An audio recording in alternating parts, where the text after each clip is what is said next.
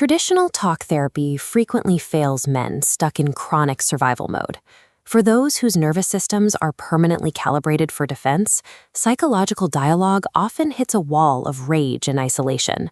When the body is flooded with stress, the brain enters a biological vacuum. In this state, a man cannot think his way out of a crisis because his physical system has prioritized threat response over complex reasoning. Reaching these individuals requires an architectural approach. We have to move past soft conversations and perform a tactical rebuild of the human system, focusing on how the brain processes perceived threats. This methodology treats chronic rage as a mechanical system failure. Because the issue is rooted in the body's hardware, it requires a physical reset. Scott Monroe, known for years as Axe, provides a case study for this baseline state. Living in rural Thailand, he was a man consumed by heavy drinking and a half-century of unexpressed history. His childhood in Stockton, New South Wales, was a training ground for this behavior.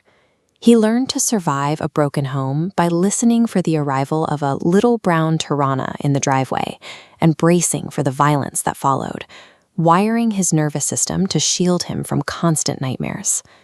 This defensive wiring created a paradox.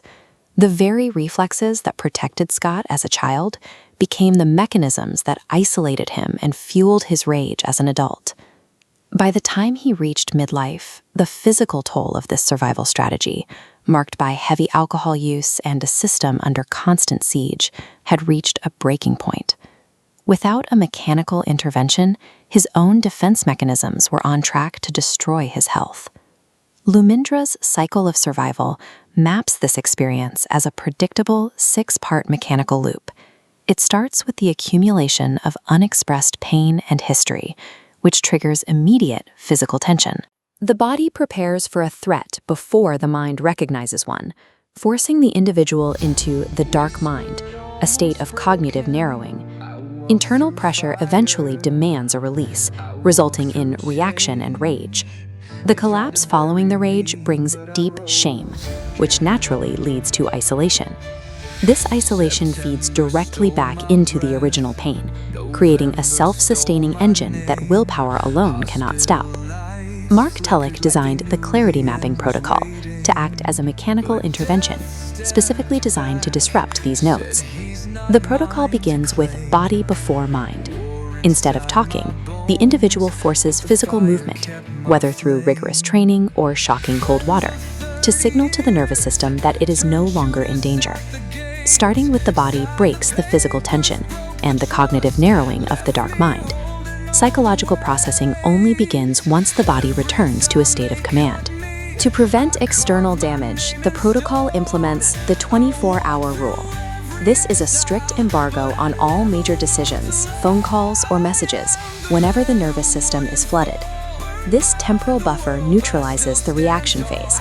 It stops the self-destructive behavior and burning of bridges that typically follow a survival spike. Finally, the isolation breaker mandates a simple, non-performative message to a trusted contact.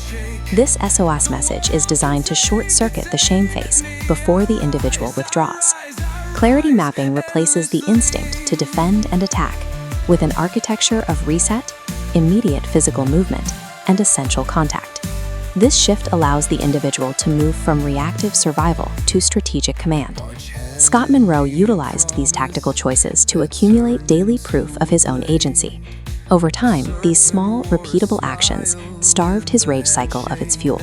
He transitioned from the persona of Axe to a published author. His works, The Long Way Home and The Calm Within, reflect his realization that peace of heart is the true definition of home. He applied his grandfather's lessons from the Newcastle butcher shop to his own recovery, proving that respect and stability are products of internal command rather than explosive force. This journey is summarized in the clarity statement. It asserts that a man's identity resides in his present capacity for control, independent of his history, his past mistakes, or the abuse he endured. Healing centers on building the tactical resilience required to ensure that the past no longer dictates the future. For Scott, this meant moving beyond survival and finally coming home to himself.